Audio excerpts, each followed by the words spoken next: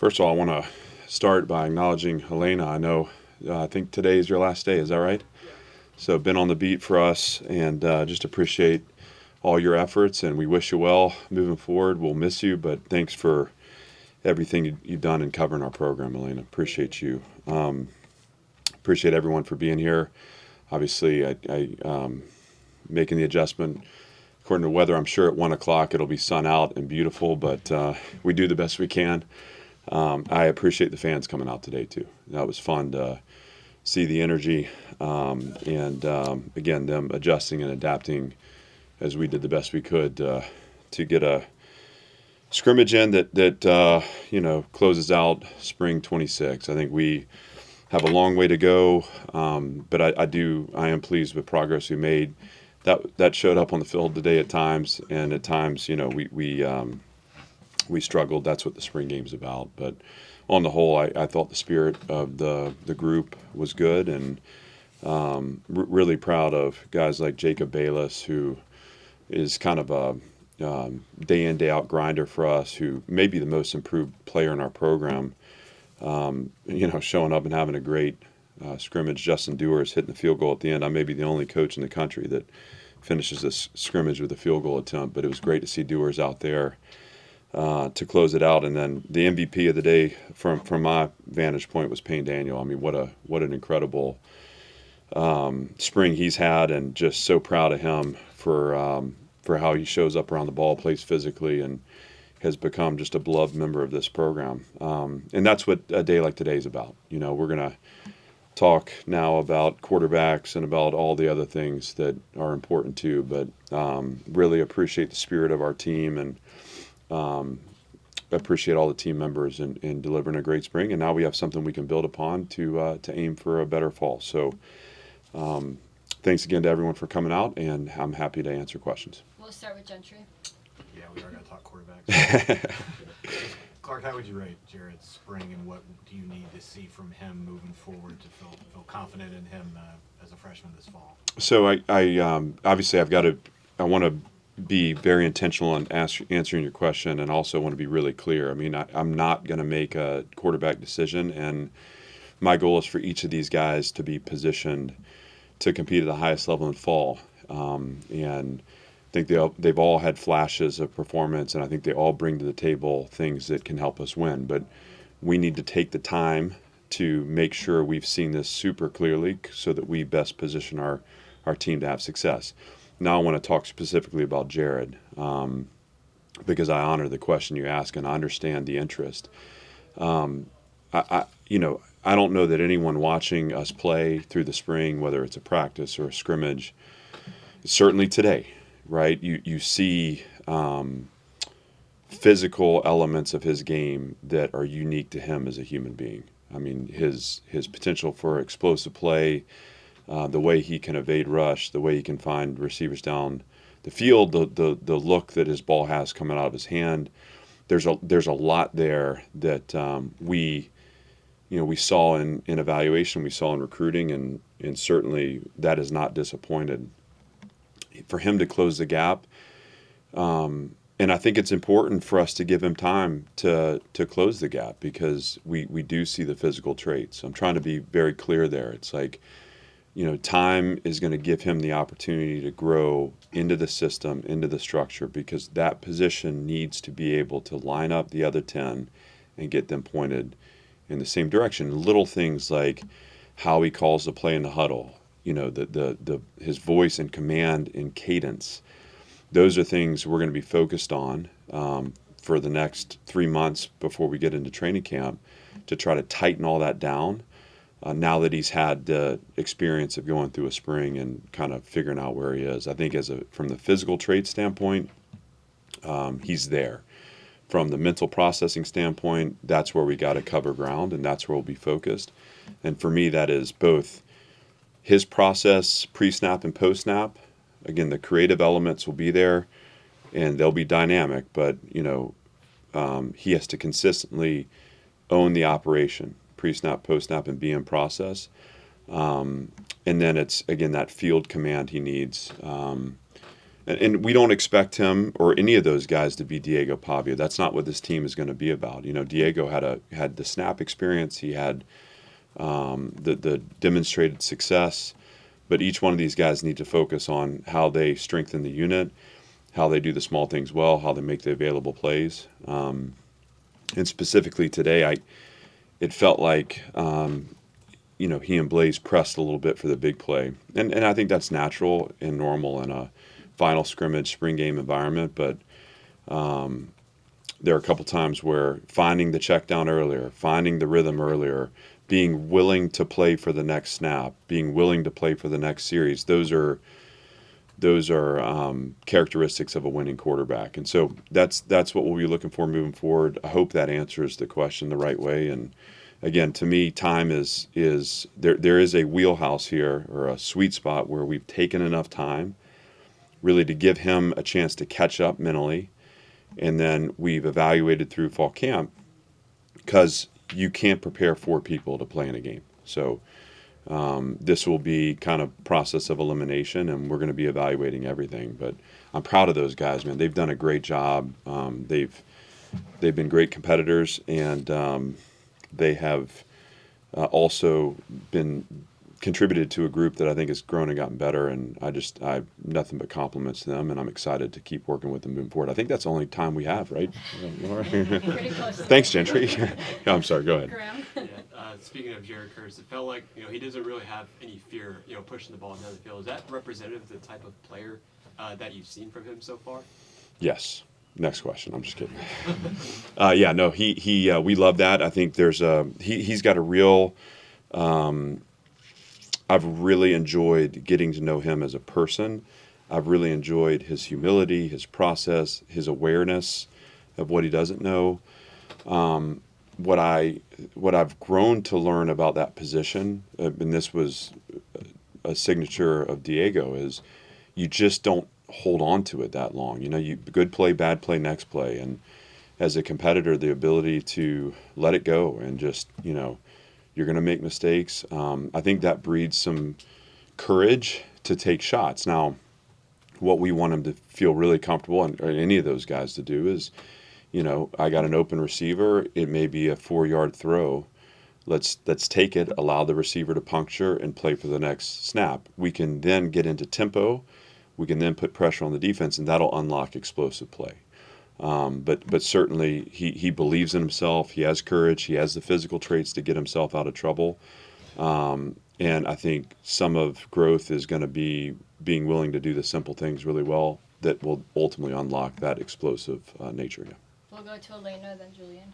Yeah, I know the quarterback play is just kind of a big thing that people are talking about right now, but you guys are also trying to replace production from Eli Stowers. Just what have you seen from the other tight ends, and how do you look to kind of replicate what he did last year? Yeah, that's hard. We've obviously, I think Javante Connor's come on. Walt Taylor has come on. Cole Spence, I mean, he's the guy that becomes the next in line, right? So, and we've seen that all spring. He wasn't participating today. That was just management on our end. We feel like he is a featured part of our offense. No one replaces Eli totally. I think Cole can do some things that Eli can't, from his size and being on the line and that kind of thing.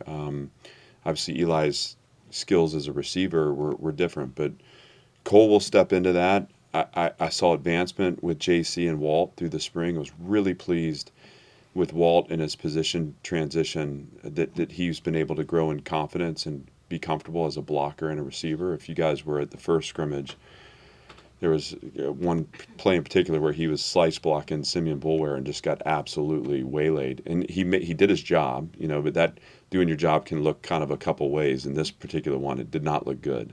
And then that advancement in the next scrimmage, where in those block and in those opportunities, he's got his near foot down, his pad levels are right, his angle's right.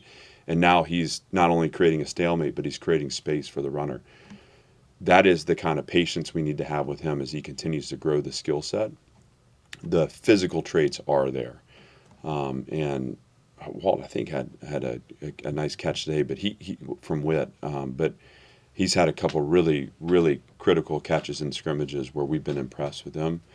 again, JC, who's played the position, I think is starting to grow comfort in system, and he's shown up a little more these last 2 scrimmages. I'm excited for him.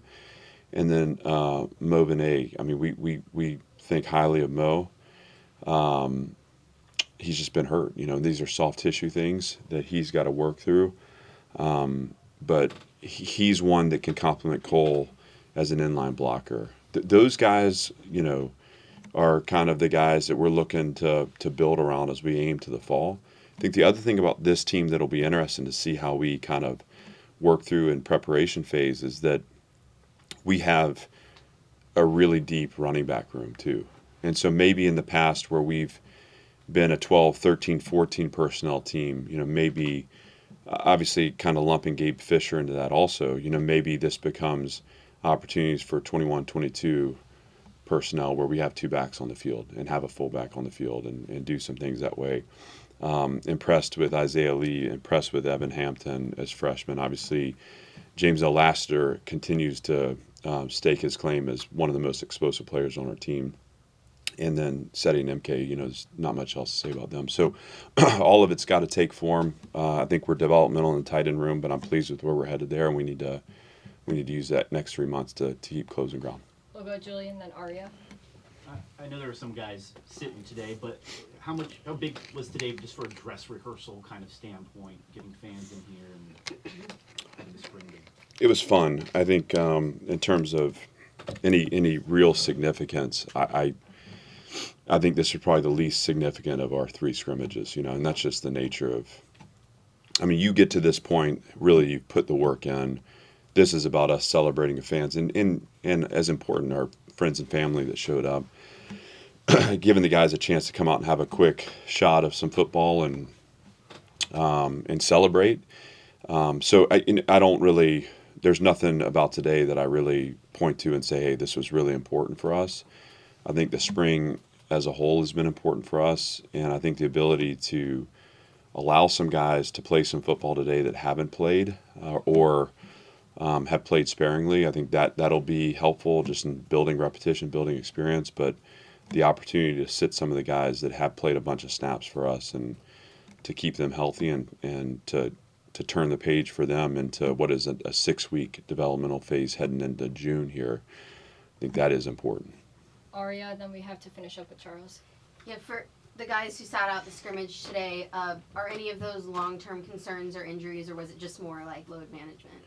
Well, let me first compliment your jacket. That is a throwback Nashville Sounds. That is like growing up what I remember the guy swinging the guitar. I tried hard to get this too. It's impressive. So that was load management. I mean, we've had a couple of bumps and bruises. Nothing that I see being long term. CJ Jackson's had a surgery that'll cast into the season. That was a couple of weeks ago. Other than that, I feel like we'll be aiming towards training camp coming out of spring, really with reinforcements coming because some of the long-term surgery guys from the winter will be back. Obviously, I think Issa's had a good spring. He was able to get into some team periods in practice. I think he feels confident. We did not want to push that.